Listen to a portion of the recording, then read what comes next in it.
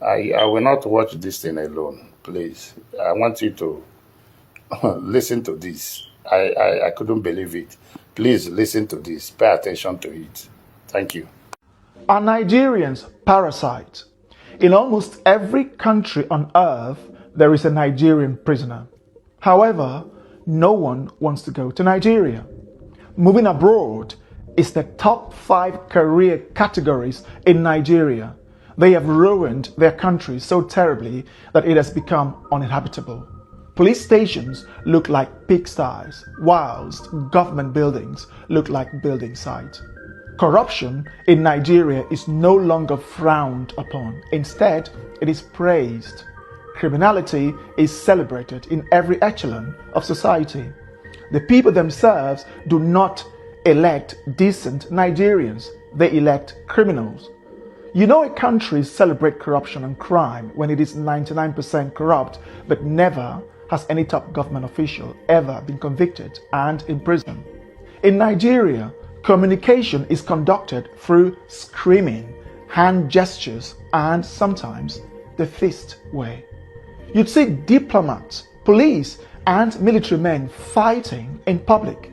Tens of thousands of fist fights should be recorded in Nigeria every day. Every building has a generator, some with up to 10, all running at the same time, forging a megapoly of noise of epic proportions. Nigerian motorists communicate with their horns. An average Nigerian motorist beeps their horn 100 times per day. Imagine the noise pollution. In Nigeria, the pastor is corrupt, the doctor is corrupt, the engineer, the teacher, the professor, the custom officials, the police, the passport official, the teller, the banker, the ministers, the president, and everyone is corrupt. I'm not sure you understood. I will elaborate.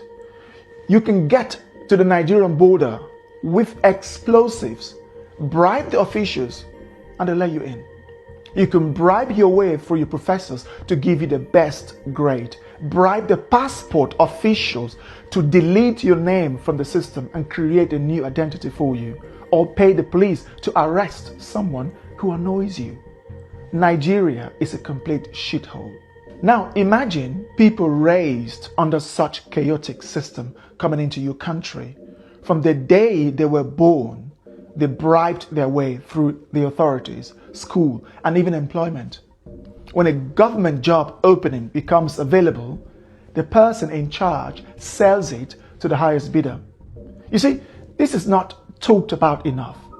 I have given this a serious thought before making this video, and it breaks my heart that I have to make it.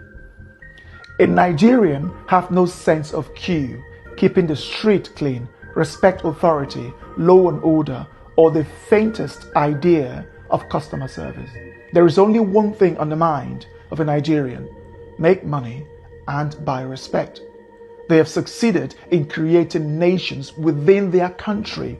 The Hausa, Yoruba, and Igbo effectively have quasi-nations within Nigeria. You should see them bashing, fighting, hating, and disparaging each other instead of working together to fix up the world's greatest human shithole ever put together, called Nigeria. Let me take you around the world. There are Nigerian prisoners in South Africa, Namibia, Botswana, Kenya, Angola, Gabon, Cameroon, Ghana, Cote d'Ivoire, Senegal, Indonesia, the UAE, Qatar, Pakistan, India, Thailand, Malaysia, Singapore, Vietnam, China, Hong Kong, Japan, South Korea, Russia, Ukraine, Poland, Germany, Italy, Switzerland, Norway, the Netherlands, Spain, Canada, the USA, Colombia, Brazil, and even countries as poor as Chad, Congo, and Mali. Their conviction typically surrounds around drug trafficking, pimping or pandering, 419 fraud, which includes dating scams, credit card fraud, and other fraudulent activities. The world has every reason to scrutinize Nigerians 5 times more, or even ban them altogether. Nigerians give black Africans a bad name. I bet you Namibians, Botswana, Kenyans, Angolans, Senegalese, Burkinabes, South Sudanese or South Africans commit the least crime of all Africans who live in the West, South America and East Asia. Botswana, Namibians, South Africans and Kenyans don't leave their countries like Nigerians do. When they do so legally, and when they are in your countries, they are 10 times more likely to abide by the law of the land and stay away from crimes. In contrast, Nigerians would fight in public at every opportunity. They have one of the lowest levels of etiquette in the world. 7 out of 10 Nigerians have been involved in public fighting in their lives, as this is our Nigerian way of resolving dispute. Now imagine letting someone who doesn't understand law and order not to litter, not to urinate in public, how to dialogue instead of yelling and using their fist in your country. What do you think will happen? They don't get along with their neighbors or other African countries. How do you think they'll get along with the world's most evolved and developed societies of the West and East Asia?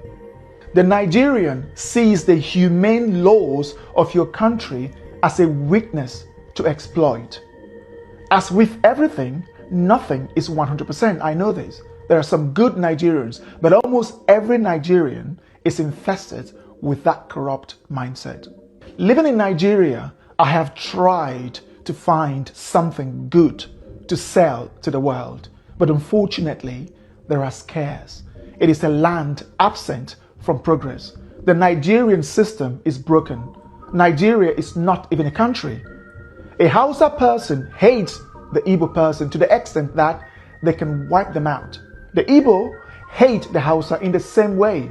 The Yoruba have a fundamental hatred for the Igbo that they'll rather die than elect an Igbo person, whilst the Igbo are the world's most arrogant, self-deluding, zero etiquette people of Africa.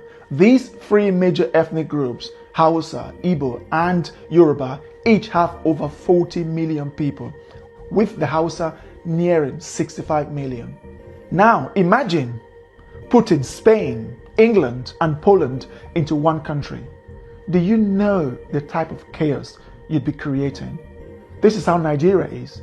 The Spanish, English, and Polish are all European, but they cannot function as one country. So too do the Hausa, Yoruba, and Igbo. These people cannot function under one country. When government ministerial positions are declared, they often have to reflect the Hausa, Yoruba, and Igbo shares before the other minority ethnic groups receive their own share. If the sharing favors one ethnic group more than the other, they fight, yell, insult, and complain until the next appointment. The other ethnic group in charge will now retaliate by appointing their own ethnic group. The presidency has to go to that ethnic group, then that one, and this one, and those one. Then when the next one comes, they keep changing. You see, in short, the number of ministerial positions have to reflect the various ethnic groups. This is not a country, but a bunch of tribal, unevolved, mentally unstable, over 200 million stupid people. Why would any country